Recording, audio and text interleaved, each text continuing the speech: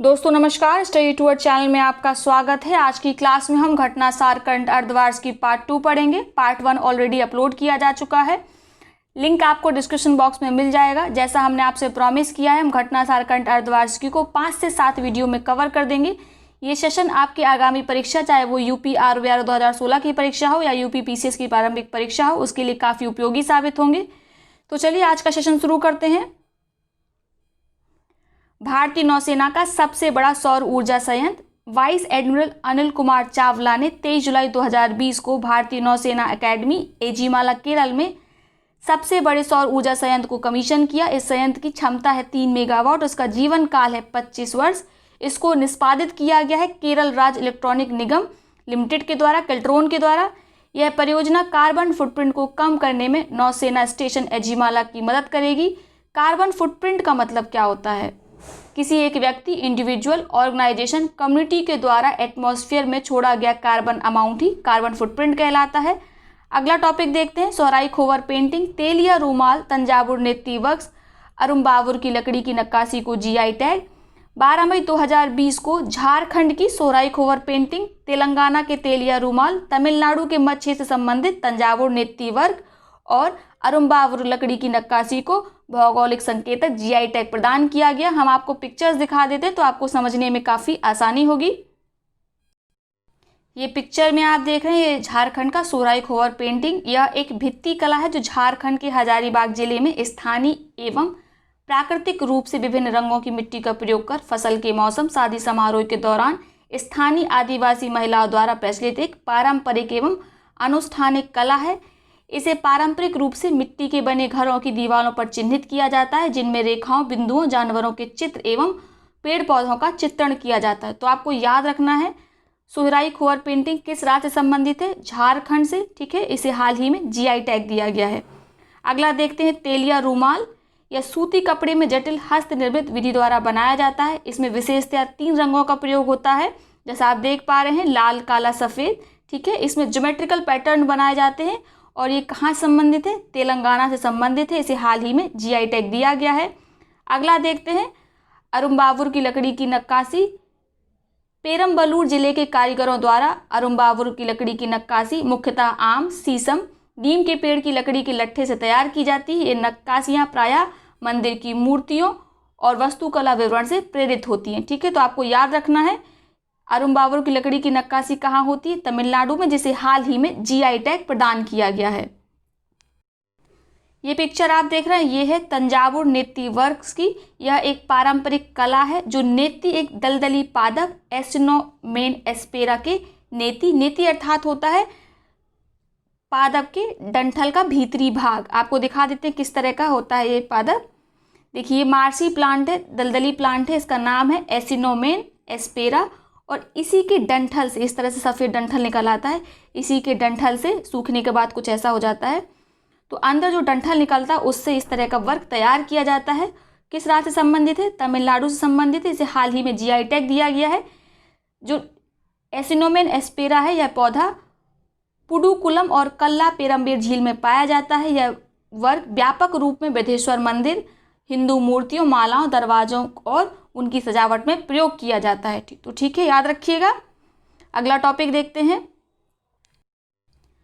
चाकहाव गोरखपुर के टेराकोटा कला और कदलाई मितई को जीआई टैग। 30 अप्रैल 2020 को मणिपुर के काले चावल, जिसे चाकहाव भी कहा जाता है, गोरखपुर के टेराकोटा, कोवलपट्टी की कदलाई मितई को भौगोलिक संकेतक जीआई टैग प्रदान किया गया। चाकहाव सुगंधित चावल की एक किस्म है। इस चावल की खेती मणिपुर में की जाती है। ठीक है, इसका उपयोग पारंपरिक चिकित्सा में भी होता है। एंथोसाइनिन एजेंट के कारण इसका रंग गहरा काला होता है और यह वजन में अन्य चावल की तुलना में अधिक भारी होता है। चीन में इस चावल से रोटी, नूडल्स और राइस केक जैसे व्यंजन बनाए जाते हैं। चीन में से फॉरबिडन राइस कहा जाता है। आपको पिक्चर दिखाते हैं किस तरह से दिखता है यह चावल। देखिए, ये है चाकहाव चावल, मणिपुर के काले चावल।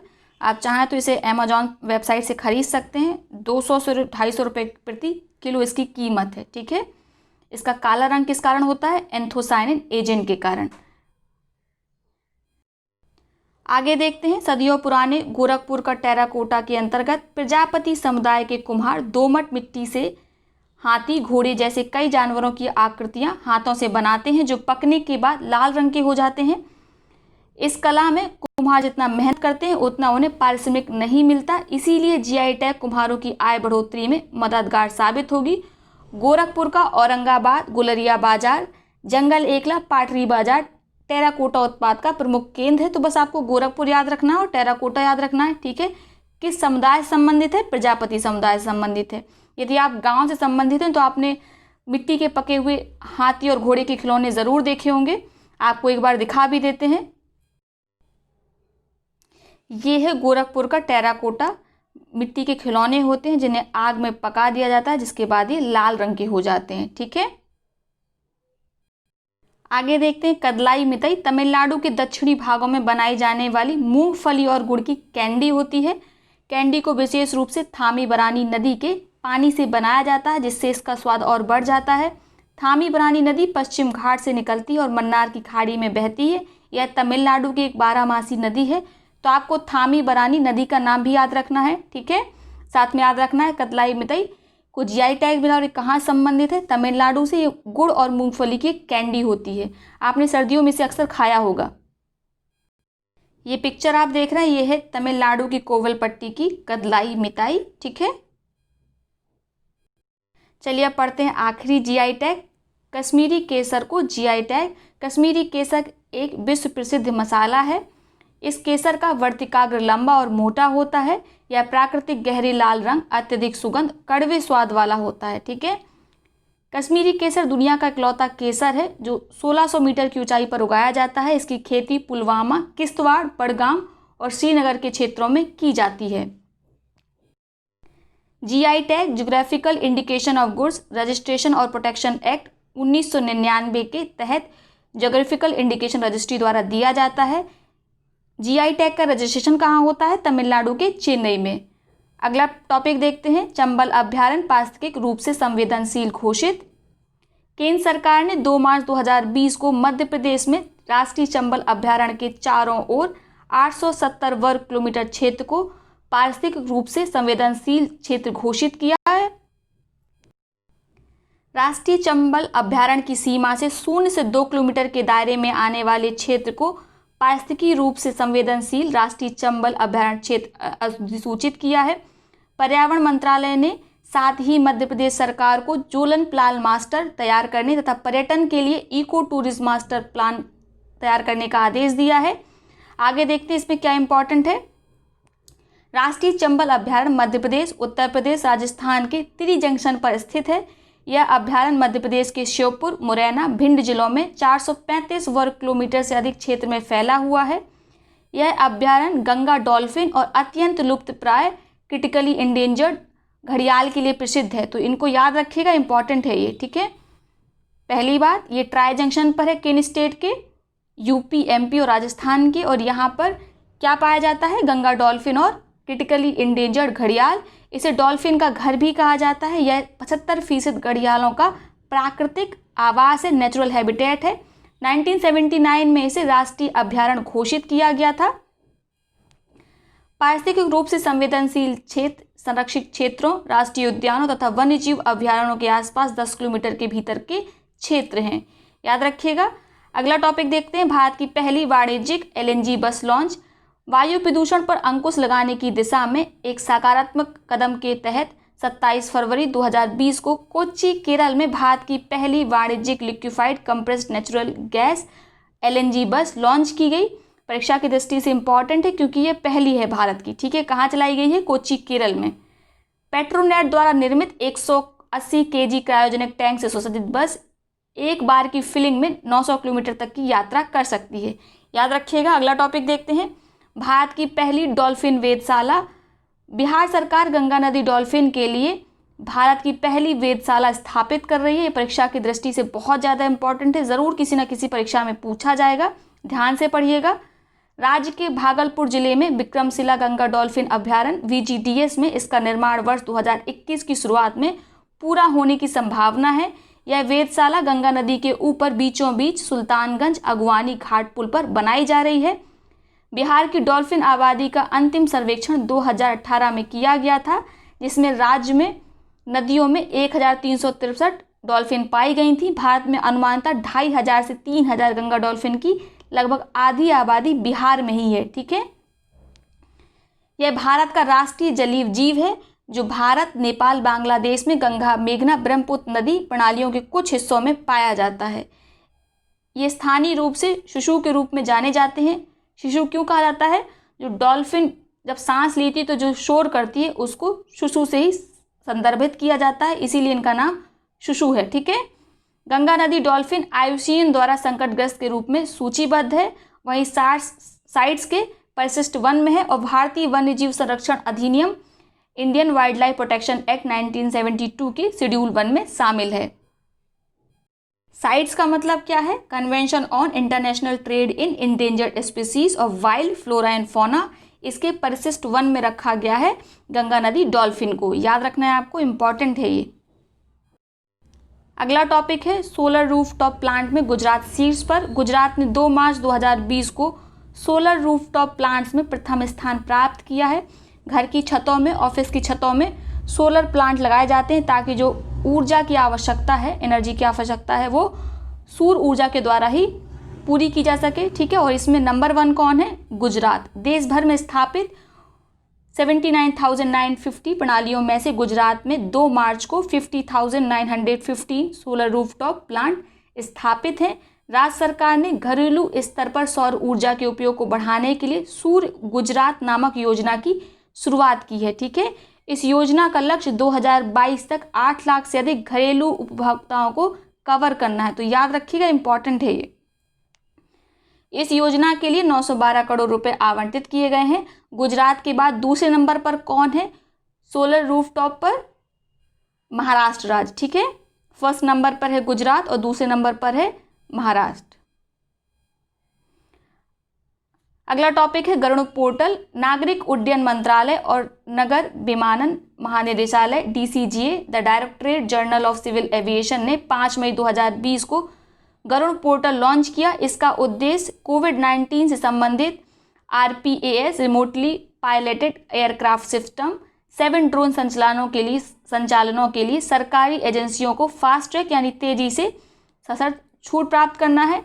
गरुड़ का फुल फॉर्म क्या है? Government authorisation for relief using drones. याद रखिएगा। ठीक है, ऐसे ड्रोन का प्रयोग जो गवर्नमेंट से ऑथराइज हैं और इनका प्रयोग किया जा रहा है रिलीफ के लिए। ठीक है, साथ छूट कोविड-19 से संबंधित हवाई निगरानी, हवाई फोटोग्राफी, सार्वजनिक घोषणाओं के लिए एक सरकारी संस्था द्वारा तैनात RPAS ड्रोन तक सीमित होगी। ठीक है, RPAS क्या है? ये ड्रोन्स का ही नाम रखा गया है जो सिस्टम बनेगा। इसका फुल फॉर्म क्या है?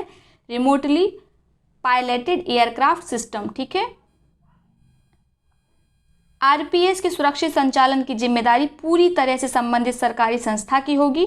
प्रत्येक RPA अभियान को सरकारी संस्था के समग्र पर्यवेक्षण और नियंत्रण में ही संचालित किया जाएगा। तो याद रखिएगा, गरुड़ पोर्टल, ठीक है, किससे संबंधित है? कोविड-19 के लिए फास्ट ट्रैक कार्रवाई की जा सके, इसीलिए। ठीक है, इसके अंतर्गत 7 ड्रोन का एक सिस्टम बनाया गया है जिसका नाम है RPAS, remotely pilot aircraft system. Garud का फुल फॉर्म क्या है? Government authorisation for relief using drones. ठीक है, अगला टॉपिक देखते हैं केंद्रीय संस्कृत विश्वविद्यालय विधेयक 2019। संसद द्वारा 16 मार्च 2020 को केंद्रीय संस्कृत विश्वविद्यालय विधेयक 2019 पारित किया गया। विधेयक में भारत के 3 डीम्ड विश्वविद्यालयों को केंद्रीय संयुक्त विश्वविद्यालय में परिवर्तित करने का प्रावधान है। 3 विश्वविद्यालय कौन से हैं? राष्ट्रीय संस्कृत संस्थान नई दिल्ली, श्री लाल बहादुर शास्त्री राष्ट्रीय संस्कृत विद्यापीठ नई दिल्ली और राष्ट्रीय संस्कृत विद्यापीठ तिरुपति। ठीक है, इन 3 विद्यालयों को केंद्रीय विश्वविद्यालय का दर्जा देने से इन विद्यालयों की गरिमा में वृद्धि होगी। साथ ही संस्कृत और शास्त्र संबंधी शिक्षा के क्षेत्र में स्नातकोत्तर, डॉक्टरेट, पोस्ट डॉक्टरेट शिक्षा अनुसंधान को बढ़ावा मिलेगा। ठीक है, एक विश्वविद्यालय को UGC द्वारा 1956 के UGC एक्ट की धारा 3 के तहत मानद विश्वविद्यालय की मान्यता दी जाती है। तो याद रखिएगा इस लाइन को। अगला टॉपिक देखते हैं एशिया के सबसे बड़े सोलर प्लांट का उद्घाटन। भारत के प्रधानमंत्री नरेंद्र मोदी ने 10 जुलाई 2020 को वीडियो कॉन्फ्रेंसिंग के द्वारा मध्य प्रदेश के रीवा जिले में एशिया के सबसे बड़े सोलर प्लांट का उद्घाटन किया। तो आपको याद रखना है, ये न केवल भारत का बल्कि एशिया का सबसे बड़ा सोलर पावर प्लांट है। 750 मेगावाट का Rewa ultra mega solar plant Madhya Pradesh के रीवा जिले के गुढ़ा तहसील में स्थापित किया जाएगा। यहाँ पे गुढ़ा होगा, गुड़ लिखा हुआ है, ठीक है, यहाँ पे अल्ट्रा है। यह एशिया का सबसे बड़े सिंगल साइट और ऊर्जा संयंत्रों में से एक है। यहाँ पर 250 मेगावाट की 3 और उत्पादन इकाइयाँ स्थापित की गई हैं। इस परियोजना को नवाचार, इनोवेशन और उत्कृष्टता के लिए world bank group president award भी मिला हुआ है। तो आपको याद रखना है, इम्पॉर्टेंट है। जो Rewa ultra mega solar plant है उसकी क्षमता कितनी, 750 मेगावाट। कहाँ लगा है, मध्य प्रदेश के रीवा जिले में। 1590 एकड़ क्षेत्र में फैली यह परियोजना प्रति वर्ष 15 lakh ton carbon dioxide CO2 के बराबर कार्बन उत्सर्जन को कम करेगा। यह परियोजना राज्य के बाहर एक संस्थागत ग्राहक दिल्ली मेट्रो को आपूर्ति करने वाली पहली अक्षय ऊर्जा परियोजना है। याद रखिएगा, स्टेटमेंट में देकर पूछा जा सकता है।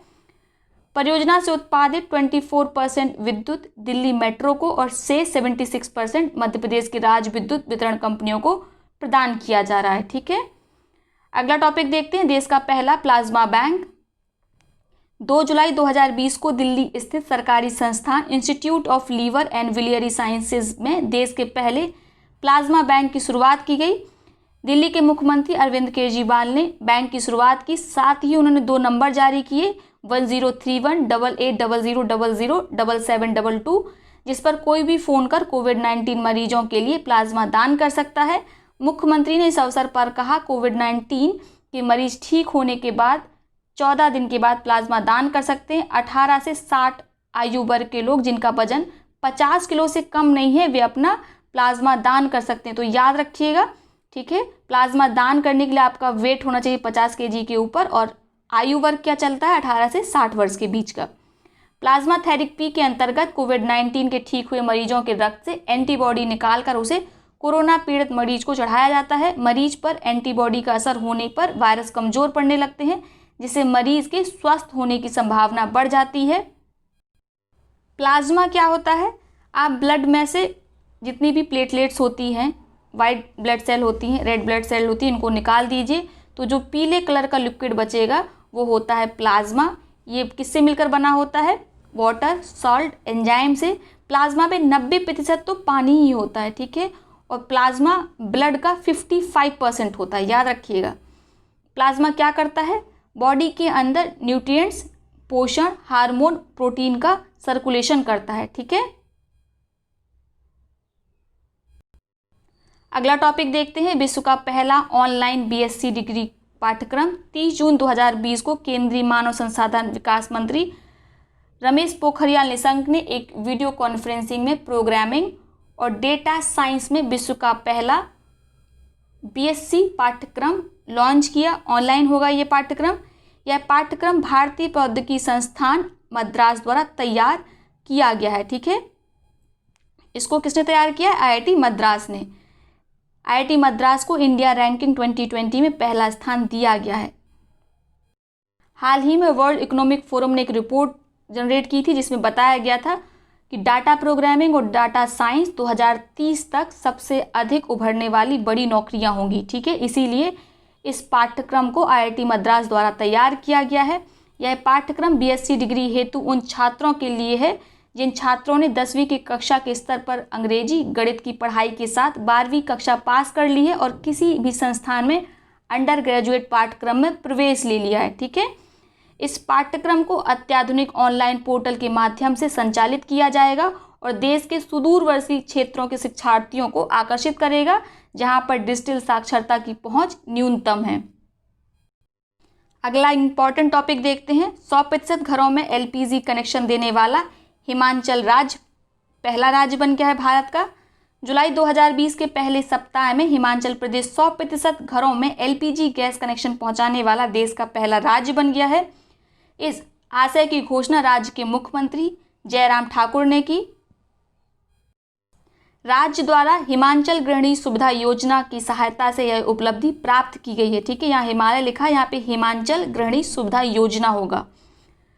राज्य सरकार के अनुसार राज्य में लगभग 1.36 लाख परिवारों को प्रधानमंत्री उज्ज्वला योजना के तहत लाभान्वित किया गया, जबकि राज्य में शेष 2,76,443 परिवारों को हिमाचल गृहिणी योजना के तहत निःशुल्क गैस कनेक्शन प्रदान किए गए।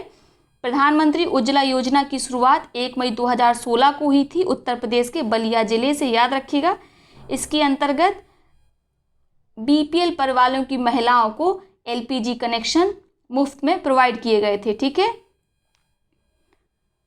अगला टॉपिक देखते हैं, जयतु भारतम वसुधैव कुटुंबकम। कोरोना वायरस से जूझ रहे संपूर्ण विश्व के बीच भारत की वसुधैव कुटुंबकम की भावना को व्यक्त करने तथा आत्मनिर्भरता की लहर के प्रसार के लिए इस प्रेरणादायक गीत को एसपी बालासुब्रमण्यम, आशा भोसले, कविता कृष्णमूर्ति, सोनू निगम, कैलाश खेर, अनुराधा पोडवाल सहित अनेक जाने माने गायकों ने सुर दिए। 299 गायकों द्वारा रिकॉर्ड किए गए इस गीत के बोल गीतकार प्रसून जोशी ने लिखे हैं, जबकि संगीत शंकर महादेवन ने दिया है। इस गीत को प्रेरित व उत्साहित करने वाले इस गीत में हिंदी के अतिरिक्त संस्कृत, तमिल, तेलुगु, कन्नड़ सहित 96 भारतीय भाषाएं और बोलियां शामिल हैं। ठीक है, तो आपको याद रखना है, जयतु भारतम कोरोना के समय गाया गया वसुधैव कुटुंबकम की भावना को व्यक्त करने के लिए। इसमें 299 भारतीय गायक शामिल थे। साथ में कितनी भारतीय भाषा बोलियां शामिल हैं? 96। ठीक है, याद रखिएगा। अगली अपडेट है, भारत की पहली ट्रांसजेंडर ऑपरेटर गुजरात के वडोदरा की रहने वाली Zoya Khan CSC common service centre में नौकरी पाने वाली भारत की पहली ट्रांसजेंडर ऑपरेटर बन गई है। केंद्रीय मंत्री रविशंकर प्रसाद ने जोया खान को गुजरात के कॉमन सर्विस सेंटर में भारत के पहले ट्रांसजेंडर ऑपरेटर के रूप में तैनाती की घोषणा 5 जुलाई 2020 को की। सीएससी होता क्या है? सीएससी एक सरकारी संस्था है जो सरकार की आयुष्मान भारत जैसी कल्याणकारी योजनाओं को लोगों तक पहुंचाने का काम करती है। तो ठीक है, याद रखिएगा। अगला टॉपिक देखते हैं, अमेरिकी राष्ट्रपति ट्रंप की भारत यात्रा। इसको पढ़ने से पहले आप याद रखिएगा, प्रधानमंत्री नरेंद्र मोदी ने 22 सितंबर 2019 को ह्यूस्टन टेक्सास अमेरिका की यात्रा की थी। वहां पर कौन सा कार्यक्रम था? हाउडी मोदी। ठीक है, किस स्टेडियम में आयोजित हुआ था? एनआरजी स्टेडियम में। अब पढ़ लेते हैं अमेरिकी राष्ट्रपति ट्रंप की भारत यात्रा। अमेरिकी राष्ट्रपति डोनाल्ड ट्रंप, उनकी पत्नी मेलानिया, पुत्री इवांका, दामाद जेरेड कशनर सहित एक उच्च स्तरीय प्रतिनिधि मंडल के साथ 24 और 25 फरवरी 2020 तक भारत की सरकारी यात्रा पर रहे। अपनी 2 दिवसीय भारत यात्रा के क्रम में डोनाल्ड ट्रंप 24 फरवरी को अहमदाबाद पहुंचे। 22 किलोमीटर के रोड शो के बाद ट्रंप कहाँ पहुंचे? स्टेडियम पहुंचे। अहमदाबाद स्थित ट्रंप दुनिया के सबसे बड़े स्टेडियम मोटेरा में, इसका नाम क्या है? सरदार वल्लभ भाई पटेल स्टेडियम है। ट्रंप नमस्ते ट्रंप कार्यक्रम में 1 लाख से ज़्यादा लोगों को संबोधित करते हुए ट्रंप ने कहा, दोनों देश रक्षा संबंधों को विस्तार देने शानदार कारोबारी समझौते पर काम कर रहे हैं। अपने पहले दौरे पर भव्य स्वागत से अभिभूत अमेरिकी राष्ट्रपति डोनाल्ड ट्रंप ने भारत को दुनिया का महान लोकतंत्र बताते हुए कहा कि दोनों देश हमेशा एक दूसरे के भरोसेमंद दोस्त बने रहेंगे। देखते हैं क्या इसमें इंपॉर्टेंट है। अमेरिकी राष्ट्रपति डोनाल्ड ट्रंप और उनकी पत्नी मेलानिया 25 फरवरी को दिल्ली स्थित राष्ट्रपति भवन में पारंपरिक तरीके से स्वागत किया गया। राष्ट्रपति भवन में राष्ट्रपति रामनाथ कोविंद, प्रधानमंत्री ने उनका स्वागत किया। उसी दिन हैदराबाद हाउस में दोनों नेताओं ने द्विपक्षीय वार्ता के बाद संयुक्त बयान जारी किया। ट्रंप ने कहा, हम आतंकवाद से निपटने में सहयोग करने के लिए सहमत हैं। अमेरिका आतंकवाद से निपटने के लिए पाकिस्तान के साथ सकारात्मक रूप से काम कर रहा है। वहीं मोदी ने कहा कि आतंक समर्थकों को जिम्मेदार ठहराने के लिए हमने अपने प्रयासों को आगे बढ़ाने का निश्चय किया है। ठीक है, आगे देखते हैं किन रक्षा समझौतों पर सहमति बनी। ट्रंप और मोदी के बीच वार्ता में भारत और अमेरिका के बीच $3 अरब के रक्षा समझौते पर औपचारिक सहमति बन गई। समझौते पर हस्ताक्षर दोनों देश के रक्षा मंत्रालय और द्वारा बाद में किया गया। ठीक है, सहमति के तहत भारत लॉकहीड मार्टिन से नौसेना के लिए 24 MH-60 रोमियो हेलीकॉप्टर की खरीद और सेना के लिए बोइंग कंपनी के $800 मिलियन के 6 AH-64E अपाचे हेलीकॉप्टर सहित अत्याधुनिक सैन्य उपकरणों की खरीद शामिल है। तो इसको याद रखिएगा, पूछा जा सकता है कि भारत 24 MH-60 रोमियो हेलीकॉप्टर किस देश से खरीदने वाला है। तो आपको याद रखना है अमेरिका से। दोनों नेताओं के बीच द्विपक्षीय संबंधों सहित विधिक विषयों पर व्यापक वार्ता के बाद मानसिक स्वास्थ्य, चिकित्सा उत्पादों की सुरक्षा और प्रत्येक घर तक गैस पहुंचाने को लेकर 3 समझौते पर हस्ताक्षर किए गए। मानसिक स्वास्थ्य और चिकित्सा उत्पादों की सुरक्षा के लिए भारत की ओर से central drug standard control organisation तथा अमेरिका का फूड एंड ड्रग्स एडमिनिस्ट्रेशन शीर्ष संस्था है। तो इसको याद रखने की जरूरत नहीं है। पूर्वोत्तर के 7 देश के सभी इलाकों में हर घर तक रसोई पहुंचाने के लिए भारत और अमेरिका के बीच महत्वपूर्ण समझौता हुआ। इसको याद रखिएगा, पूछा जा सकता है। भारत की सबसे बड़ी तेल कंपनी इंडियन ऑयल कॉरपोरेशन और एक्सॉन मोबिल इंडिया LNG और अमेरिका की चार्ट इंडस्ट्रीज ने समझौता पत्र पर दस्तखत किए। दोनों के सहयोग से ऊर्जा के क्षेत्र में 10 वर्ष में गैस की हिस्सेदारी 15% तक करने में मदद मिलेगी। इस समझौते के तहत गैस ग्रिड से वंचित इलाकों तक सड़क और रेलवे जलमार्ग के जरिए तलरीकृत प्राकृतिक गैस LNG पहुंचाई जाएगी। यह माध्यम काफ़ी सस्ता और सुरक्षित है। रसोई गैस पहुंचाने के लिए पूरे देश में आधारभूत ढांचा तैयार किया जाएगा और बेहतर बाजार उपलब्ध कराया जाएगा। गैस पाइपलाइन से अछूते इलाकों में स्वच्छ ऊर्जा को बढ़ावा के साथ ही गैस आधारित अर्थव्यवस्था बनाने पर ध्यान दिया जाएगा। ठीक है, अगला इम्पॉर्टेंट है, भारत दुनिया का तीसरा बड़ा तेल आयातक और तलरीकृत प्राकृतिक गैस LNG का चौथा बड़ा खरीदार है। वाणिज्य मंत्रालय के आंकड़ों के अनुसार वर्ष 2018-19 में भारत और अमेरिका के बीच $87.95 अरब का द्विपक्षीय व्यापार हुआ। अमेरिका उन चुनिंदा देशों में है जिसके साथ भारत का व्यापार संतुलन भारत के पक्ष में है, यानी बैलेंस ऑफ पेमेंट भारत के पक्ष में। ठीक है, दोनों देशों के बीच व्यापार में कच्चे तेल की भूमिका सबसे महत्वपूर्ण है। अपने भारत दौरे के दौरान 25 फरवरी 2020 को अमेरिका की फर्स्ट लेडी मेलानिया दिल्ली के नानकपुरा स्थित सरकारी स्कूल सर्वोदय पहुंची, जहां उन्होंने हैप्पीनेस क्लास का निरीक्षण किया। तो उसको याद रखिएगा। अगला टॉपिक देखते हैं, पुर्तगाल के राष्ट्रपति की भारत यात्रा। पुर्तगाल के राष्ट्रपति मार्सेलो रेबेलो डी सूजा की एक उच्च स्तरीय शिष्टमंडल के साथ 13 से 16 फरवरी 2020 तक भारत की यात्रा पर रहे। राष्ट्रपति भवन में मार्सेलो का औपचारिक स्वागत 14 फरवरी को किया गया। इसी दिन हैदराबाद हाउस में भारत के प्रधानमंत्री नरेंद्र मोदी पुर्तगाली राष्ट्रपति के बीच द्विपक्षीय संबंधों के विविध आयामों पर व्यापक चर्चा की गई। पुर्तगाल दक्षिण यूरोप में भारत के लिए एक महत्वपूर्ण देश है और पिछले 15 वर्षों में द्विपक्षीय संबंधों में प्रगति हुई है। भारत और पुर्तगाल ने गुजरात के लोथल में राष्ट्रीय नौवहन धरोहर संग्रहालय स्थापित करने के लिए पुर्तगाल के रक्षा मंत्रालय और भारत के पोत परिवहन मंत्रालय के बीच एक समझौता ज्ञापन पर हस्ताक्षर किया गया है। तो आपको याद रखना है, भारत पुर्तगाल की मदद से लोथल में राष्ट्रीय नौवहन धरोहर संग्रहालय स्थापित करने की योजना बना रहा है।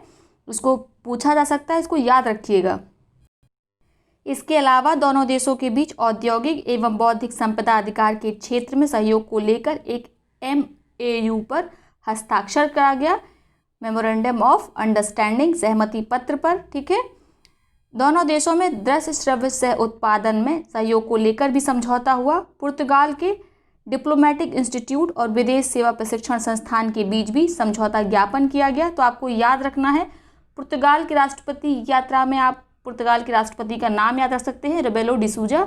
ठीक है, हमने 7 समझौतों पर सहमति दर्ज की है। इसके साथ ही भारत और पुर्तगाल मिलकर गुजरात के लोथल में राष्ट्रीय नौवहन धरोहर संग्रहालय स्थापित करेंगे, इतना याद रखिएगा। अगला टॉपिक देखते हैं, भारत का पहला सौर ऊर्जा संचालित बायोरॉक स्थापित। ये इंपॉर्टेंट है, इसको याद रखिएगा। भारतीय प्राणी सर्वेक्षण JSI के समुद्री वैज्ञानिकों ने लुप्त प्रवालों की पुनर्प्राप्ति के लिए गुजरात तट के निकट कच्छ की खाड़ी में देश का पहला सौर ऊर्जा संचालित बायोरॉक स्थापित किया है। इस संबंध में 24 जनवरी 2020 को जानकारी दी गई। बायोरॉक एक स्टील संरचना है जो समुद्र के किनारे स्थापित होती है और यह एक ऊर्जा स्रोत से जुड़ी होती है किससे जुड़ी रहती है? जैसे आप मान सकते हैं कोई सोलर पैनल है जो समुद्र में तैरता रहता है। ठीक है। बिजली की बहुत कम मात्रा, लगभग 12 वोल्ट से भी कम, केबल के माध्यम से स्टील संरचना से गुजरती है। इससे समुद्र जल में इलेक्ट्रोलिसिस के समान एक रासायनिक प्रतिक्रिया होती है और जितने खनिज होते हैं ज़्यादातर उनमें कैल्शियम कार्बोनेट स्टील संरचना पर जमा हो जाता है और इसी को कहा जाता है बायो रॉक। ठीक है। यह रॉक प्रवाल की पुनः प्राप्ति में मदद करते हैं, प्रवाल संरचना पुनः उत्पन्न करते हैं। ठीक है। तो याद रखिएगा, इम्पॉर्टेंट है। ब्राज़ील के राष्ट्रपति की भारत यात्रा। ब्राज़ील के राष्ट्रपति जेयर मैसियस बोल्सोनारो एक उच्च स्तरीय प्रतिनिधिमंडल के साथ 24 से 27 जनवरी 2020 तक भारत की सरकारी यात्रा पर रहे। बोल्सोनारो 26 जनवरी 2020 को भारत के 71वें गणतंत्र दिवस समारोह में मुख्य अतिथि थे। ये लाइन इंपॉर्टेंट है, इसको याद रखिएगा। ठीक है। यह तीसरा अवसर था जब ब्राज़ील का कोई राष्ट्रपति गणतंत्र दिवस समारोह में मुख्य अतिथि था। पहली बार 1996 में, दूसरी बार 2004 में और तीसरी बार 26 जनवरी 2020 को 71वें गणतंत्र दिवस पर ब्राज़ील के राष्ट्रपति मुख्य अतिथि बने। ठीक है। प्रधानमंत्री नरेंद्र मोदी और ब्राज़ील के राष्ट्रपति के बीच दिल्ली के हैदराबाद हाउस में 25 जनवरी 2020 को हुई द्विपक्षीय एवं पारस्परिक महत्व के क्षेत्रीय वार्ता के बाद दोनों देशों ने रक्षा, व्यापार, निवेश, वाणिज्य, कृषि, साइबर सुरक्षा, तेल, प्राकृतिक गैस, पशुपालन, जैव ऊर्जा, कानूनी सहायता आदि क्षेत्रों में सहयोग को बढ़ावा देने से संबंधित 15 समझौतों पर हस्ताक्षर किए। तो बस इसमें इतना ही इम्पॉर्टेंट है। अगला टॉपिक देख लेते हैं, स्वच्छ सर्वेक्षण लीग 2020।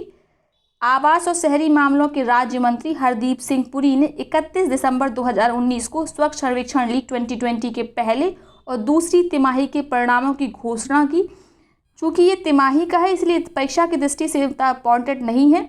स्वच्छता सर्वेक्षण 2020 रिलीज हो चुका है। यदि आपने उसको नहीं पढ़ा है तो इसी चैनल में आप देख सकते हैं weekly current affair dose session. ठीक है। 16 अगस्त से 23 अगस्त वाला, उसमें हमने स्वच्छता सर्वेक्षण को कवर किया है। ठीक है। फिलहाल आप मोटा मोटा देख सकते हैं स्वच्छ सर्वेक्षण लीग 2020 में इंदौर जो एमपी में है देश के 4000 से अधिक शहरी निकायों में शीर्ष पर रहा है। यहाँ पे आप रैंकिंग देख सकते हैं। 10 लाख से आबादी वाले क्षेत्र में पहली तिमाही में फर्स्ट आया इंदौर, दूसरी तिमाही में भी इंदौर फर्स्ट आया है। 1 से 10 लाख में देख सकते हैं जमशेदपुर झारखंड का, और दूसरी तिमाही में भी जमशेदपुर ही है। ठीक है। छावनी वोट दे रखे हैं। अगला इंपॉर्टेंट चीज़ देखते हैं, GSAT-30 उपग्रह का सफल प्रक्षेपण। 17 जनवरी 2020 को भारत के सबसे ताकतवर संचार उपग्रह GSAT-30 को फ्रेंच गुयाना के कोरू प्रक्षेपण केंद्र से एरियन 5BA 251 प्रक्षेपण वाहन से सफल प्रक्षेपण किया गया। याद रखिएगा, इंपॉर्टेंट है ये। यह वर्ष 2020 का इसरो का पहला मिशन था। इस उपग्रह के प्रक्षेपण से इंटरनेट की गति बढ़ाने के साथ मोबाइल नेटवर्क का विस्तार होगा। मुख्यतः इसका उद्देश्य संचार सेवाओं की गुणवत्ता में सुधार करना है। 3357 kg वजनी GSAT-30 उपग्रह का कार्यकाल 15 वर्ष का है। यह उपग्रह INSAT-4A का स्थान लेगा। ठीक है। GSAT-30 को प्रक्षेपण के बाद GSO में स्थापित किया जाएगा। GSO अर्थात जियो स्टेशनरी सैटेलाइट ऑर्बिट, भूतुल्यकालिक कक्षा। यह उपग्रह खाड़ी देशों के साथ साथ अधिकांश एशियाई देशों एवं ऑस्ट्रेलिया में संचार सेवाएं प्रदान करने में सक्षम है। GSAT-30 भारत का 24वां ऐसा उपग्रह है जिसे एरियन स्पेस के एरियन रॉकेट से प्रक्षेपित किया गया है। तो इसे आप में मुख्यतः क्या याद रखना है आपको? GSAT-30 भारत का सबसे ताकतवर संचार उपग्रह है। इसे फ्रेंच गुयाना के कोरू प्रक्षेपण केंद्र से लॉन्च किया गया है। वाहन का नाम क्या है, किस व्हीकल से लॉन्च किया गया है? एरियन 5BA 251 से। बस इतना ही याद रखिएगा, सफिशिएंट है। अगला टॉपिक है कचरे से ऊर्जा उत्पादन का पहला सरकारी संयंत्र भुवनेश्वर में। भारतीय रेलवे ने ईस्ट कोस्ट रेलवे जोन में भुवनेश्वर के मांचेश्वर कैरेज रिपेयर वर्कशॉप में कचरे से ऊर्जा उत्पन्न करने वाले देश के पहले सरकारी संयंत्र की स्थापना की है। चूंकि ये देश का पहला है इसीलिए परीक्षा की दृष्टि से इम्पोर्टेंट हो जाता है। 1.79 करोड़ की लागत से निर्मित इस संयंत्र में प्लास्टिक और ई कचरे सहित 500 kg कचरा प्रतिदिन निपटाने की क्षमता है। कचरे से ऊर्जा उत्पादन का यह संयंत्र पेटेंटकृत प्रौद्योगिकी का प्रयोग करता है जिसे पॉलीक्रैक कहते हैं। यह एक ऐसी प्रक्रिया है जिसमें विभिन्न तरह के कचरे को हाइड्रोकार्बन, तरल ईंधन, गैस, कार्बन और पानी में बदला जाता है। ठीक है, यह तकनीक लाइट डीजल तेल के रूप में ऊर्जा उत्पादन करेगा जिसका प्रयोग भट्टियों को जलाने में किया जाएगा। तो आपको इसमें क्या क्या याद रखना है? आपको याद रखना है कि कचरे से ऊर्जा उत्पादन करने का पहला संयंत्र भुवनेश्वर उड़ीसा में खोला गया है। ये किस टेक्नोलॉजी पे काम करता है? पॉलीक्रैक पर। ठीक है, और एक दिन में 500 केजी कचरे का निपटान किया जा सकेगा, इतना सफिशिएंट है। अगला देखते हैं, विश्व के सबसे ऊंचे रेलवे पुल का निर्माण मणिपुर में। पूर्वोत्तर सीमांत railway north east frontier railway की निर्माण इकाई मणिपुर के तामेंगलोंग जिले में आयरिंग नदी पर 33 मंजिला इमारत के बराबर, यहाँ पे आयरिंग नदी नहीं होगा, इजाई नदी होगा। ठीक है, वैसे भी मणिपुर में आयरिंग नदी कोई नहीं है, आयरिल नदी जरूर बहती है। 33 मंजिला इमारत के बराबर 100 मीटर लंबे भारत के सबसे ऊंचे पुल का निर्माण कर रहा है। ठीक है, ये पुल स्तंभ वाला पुल होगा। इसमें सबसे ऊंचे स्तंभ की लंबाई कितनी होगी? 141 मीटर, याद रखिएगा। 283.5 करोड़ रुपए की लागत से निर्माणाधीन पुल 111 किलोमीटर लंबे जिरीबाम तुपुल इम्फाल की नई ब्रॉड गेज लाइन का हिस्सा है। ठीक है, तो ये प्रोजेक्ट किसका हिस्सा है? जिरीबाम तुपुल इम्फाल परियोजना का, जिसकी लंबाई है 111 किलोमीटर। इस मार्ग में कुल 47 सुरंगें होंगी जिसमें सबसे लंबी सुरंग 10.28 किलोमीटर लंबी होगी। ठीक है, पुल के खंभों को हाइड्रोलिक के माध्यम से बनाया जा रहा है। इसके स्टील गर्डर का निर्माण कार्यशाला में किया जाएगा जिसे बाद में कैरीलीवर की सहायता से वहां स्थापित किया जाएगा। यह पुल निर्माण के बाद विश्व के सबसे ऊंचे पिलर ब्रिज स्तंभ पुल यूरोपियन कंट्री बेलग्रेड बार रेलवे ब्रिज, जिसके सबसे ऊंचे पुल स्तंभ की लंबाई है 139 मीटर का रिकॉर्ड तोड़ विश्व का सबसे ऊंचा पिलर ब्रिज स्तंभ पुल बन जाएगा। ठीक है, तो जो यूके में बेलग्रेड बार रेलवे ब्रिज है जिसके सबसे ऊंचे स्तंभ की ऊंचाई है 139 मीटर, उसको पीछे कर देगा क्योंकि मणिपुर के इस पुल का सबसे ऊंचा स्तंभ की लंबाई कितनी है? 141 मीटर, याद रखिएगा। अगला टॉपिक देखते हैं, देश की पहली अंडर वाटर मेट्रो कोलकाता में। पश्चिम बंगाल के कोलकाता में हुगली नदी के नीचे निर्माणाधीन देश की पहली अंडर वाटर मेट्रो परियोजना का कार्य मार्च 2022 तक पूरा कर लिया जाएगा। कोलकाता मेट्रो रेल कॉरपोरेशन द्वारा बनाई जा रही यह अंडर वाटर मेट्रो प्रतिदिन लगभग 9 लाख यात्रियों को यात्रा कराने में सक्षम होगी। ठीक है, इस परियोजना के तहत निर्माणाधीन 520 मीटर की पानी के नीचे की सुरंग को पार करने में 1 मिनट से भी कम का समय लगेगा। इस परियोजना का 74% हिस्सा भारतीय रेलवे के पास और 26% हिस्सा आवास और शहरी मंत्रालय के पास है। तो याद रखिएगा, इंपॉर्टेंट है ये भी। अगला टॉपिक देखते हैं, ऐतिहासिक बोडो समझौता।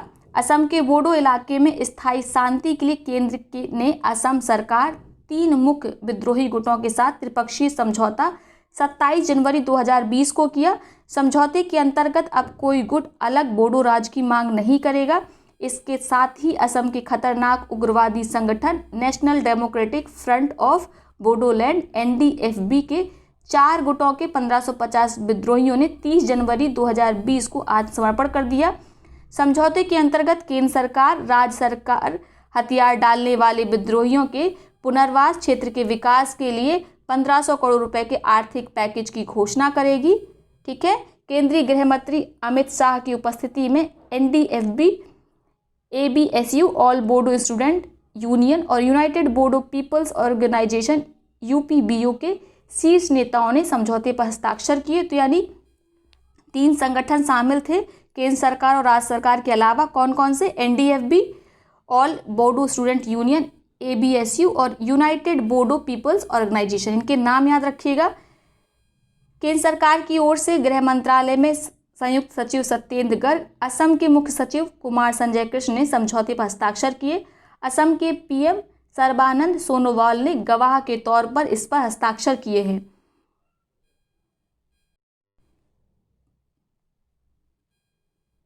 ABSU अर्थात ऑल बोडो स्टूडेंट यूनियन 1972 से अलग बोडोलैंड के लिए आंदोलन चला रही थी। बोडो समझौते से कुछ दिन पूर्व ही भारत ने दशकों पुराने मिजोरम त्रिपुरा के बीच ब्रू आदिवासी मसले का समाधान कर उन्हें स्थायी तौर पर त्रिपुरा में बसाने का समझौता किया है।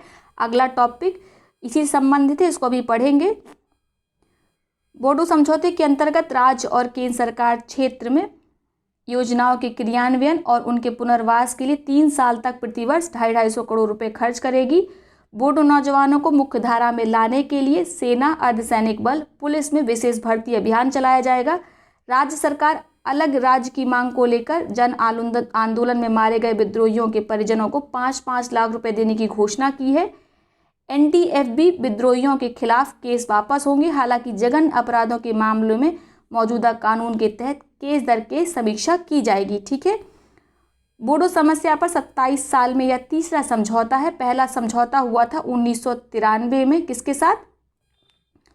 ऑल बोडो स्टूडेंट यूनियन के साथ, जिसमें सीमित राजनीतिक शक्तियों के साथ बोडोलैंड ऑटोनॉमस काउंसिल के गठन के बाद की गई थी। ठीक है, याद रखिएगा। 2003 में दूसरा समझौता विद्रोही संगठन बोडो लिबरेशन टाइगर से हुआ था।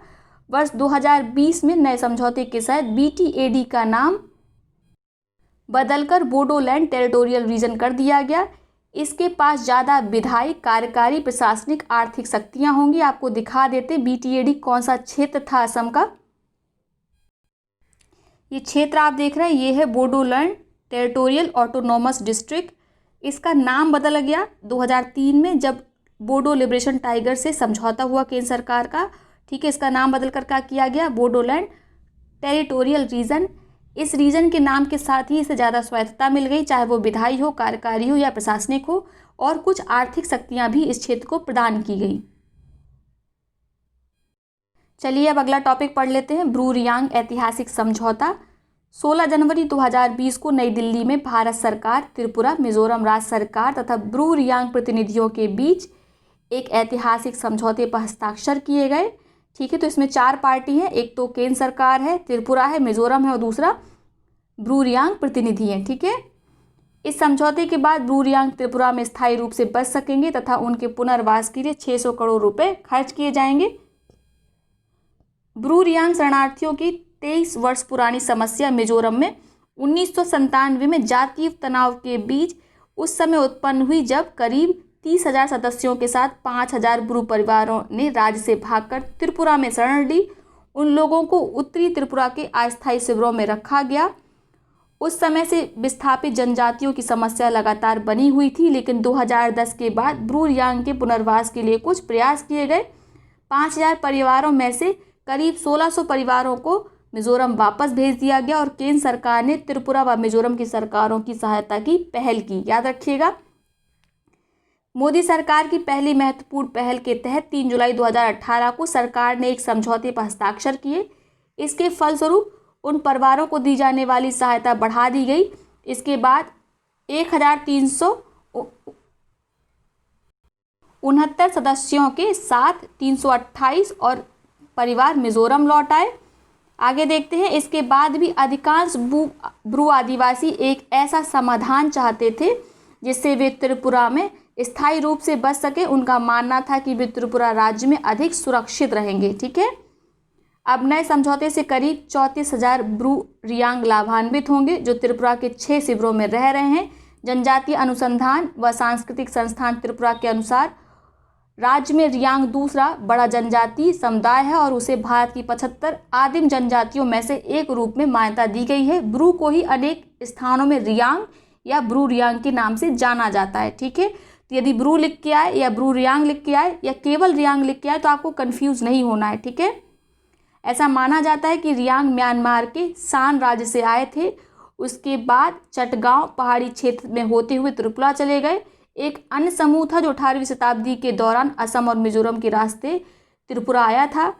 संस्थान का कहना है कि रियांगों की आबादी 1.88 लाख है और ये 2 प्रमुख कुटुंब मेस्का और मोलसोई में बटे हुए हैं। ठीक है, ये अभी भी खाना वदोस आदिवासी हैं और इनकी बड़ी संख्या पहाड़ की झूम खेती पर निर्भर करती है। इनकी भाषा क्या है? कोबरू के नाम से इस भाषा को जाना जाता है। इनकी एक बड़ी आबादी वैष्णव संप्रदाय की अनुयायी है। रियांग के लोग लोक जीवन और संस्कृति के कई उत्कृष्ट सांस्कृतिक पहलू हैं। इनमें सबसे लोकप्रिय होजागिरी नृत्य है। तो होजागिरी नृत्य याद रखिएगा किस जनजाति समूह संबंधित है, ब्रूरियांग से, जिसे बांसुरी की मधुर धुन के साथ किया जाता है। केंद्रीय गृह मंत्री अमित शाह के अलावा इस ऐतिहासिक हस्ताक्षर समारोह में त्रिपुरा के मुख्यमंत्री बिप्लब कुमार देव, मिजोरम के मुख्यमंत्री जोरमथंगा, पूर्वोत्तर लोकतांत्रिक गठबंधन के अध्यक्ष हेमंत बिस्व शर्मा, त्रिपुरा के शाही परिवार के वंशज प्रद्योत किशोर देव वर्मा और ब्रू प्रतिनिधि शामिल थे। इस चतुर्पक्षीय समझौते के अनुसार त्रिपुरा में रह रहे ब्रू परिवार के हर सदस्य को एक भूखंड, 4 लाख रुपए का एफडी और 2 वर्ष के लिए प्रति माह 5-5 हजार रुपये, 2 वर्ष के लिए मुफ्त राशन, अपना घर बनाने के लिए 1200 वर्ग फीट का आवासीय प्लाट और 1.5 लाख रुपए दिए जाएंगे। भूखंड त्रिपुरा सरकार द्वारा प्रदान किया जाएगा। तो ठीक है, इतना याद रखिएगा। अगला टॉपिक देखते हैं। देश की पहली निजी क्षेत्र की ट्रेन तेजस। उत्तर प्रदेश के मुख्यमंत्री योगी आदित्यनाथ ने 4 अक्टूबर 2019 को भारत की पहली प्राइवेट कॉरपोरेट ट्रेन तेजस एक्सप्रेस को हरी झंडी दिखाकर लखनऊ जंक्शन से रवाना किया। ठीक है, कहाँ से रवाना हुई? लखनऊ। यह भारत की पहली निजी क्षेत्र की ट्रेन है। इसका संचालन पूर्ण रूप से IRCTC Indian railway catering and tourism corporation कर रही है, जिसे भारत सरकार ने तेजस लीज पर दिया है। ठीक है, तेजस एक्सप्रेस ट्रेन की संख्या 00501 है। तो आपको ये नंबर याद रखने की बिल्कुल आवश्यकता नहीं है। यह ट्रेन कानपुर और गाजियाबाद के रास्ते नई दिल्ली तक जाती है। ठीक है, तो जो पहली तेजस ट्रेन है निजी, वो कहाँ से कहाँ तक चली? कानपुर से दिल्ली तक। दूसरी ट्रेन भी इसके लिए चल चुकी है, वो कहाँ से कहाँ तक गई है? अहमदाबाद से मुंबई तक। तो दोनों ही याद रखिएगा। ठीक है, कंफ्यूज नहीं होना है। पहली निजी तेजस ट्रेन चली है कानपुर से नई दिल्ली तक और दूसरी चली है अहमदाबाद से मुंबई तक। आज की क्लास का आखिरी टॉपिक पढ़ते हैं। देश की सबसे लंबी विद्युतीकृत रेल सुरंग। उपराष्ट्रपति एम वेंकैया नायडू ने 1 सितंबर 2019 को आंध्र प्रदेश में चेरलोपल्ली और रापुरू के बीच देश की सबसे लंबी विद्युतीकृत रेल सुरंग देशवासियों को समर्पित की। तो इसको याद रखिएगा, बहुत इंपॉर्टेंट है ये। आंध्र प्रदेश में है। पहली बात, किसको कनेक्ट करती है? चेरलोपल्ली और रापुरू को। ठीक है, 437 करोड़ रुपए की लागत से निर्मित इस सुरंग की लंबाई है 6.7 किलोमीटर। सुरंग की ऊंचाई कितनी है? 6.5 मीटर। संपर्क तार की न्यूनतम ऊंचाई है 5.2 मीटर। याद रखिएगा। यात्रा के दौरान हर 10 मीटर के अंतराल पर LED रोशनी की सुविधा है। देश की पहली विद्युतीकृत सुरंग को New Austrian tunnelling method NATM का उपयोग करते हुए घोड़े की नाल के आकार में बनाया गया है। तो ये है आज का सेशन। ठीक है, हमने आज की क्लास में जितनी भी घटनाएं थी राष्ट्रीय स्तर की उनको पढ़ लिया है। हालांकि घटना सार में जून जुलाई के करंट अफेयर को अच्छे से कवर नहीं किया गया है। आप चाहें तो इसको खुद से पढ़ सकते हैं या किसी और चैनल से पढ़ना चाहें तो उससे भी पढ़ सकते हैं। हमारी चैनल में भी जून जुलाई का एक मंथली वीडियो पड़ा हुआ है। ठीक है, मैक्सिमम 1-1 घंटे के 2 वीडियो हैं। आप आराम से उन वीडियो को देख सकते हैं। उसमें समग्र रूप से जून के जितने भी इम्पॉर्टेंट करंट अफेयर हैं और जुलाई के जितने भी इम्पॉर्टेंट करंट अफेयर हैं उनको कवर किया गया है। आप एक बार उनको देखें। ठीक है, चलिए, अगर आपको सेशन पसंद आया तो वीडियो को लाइक करिएगा, साथ ही अपने मित्र और सहपाठियों के साथ शेयर जरूर करिएगा। बहुत बहुत धन्यवाद।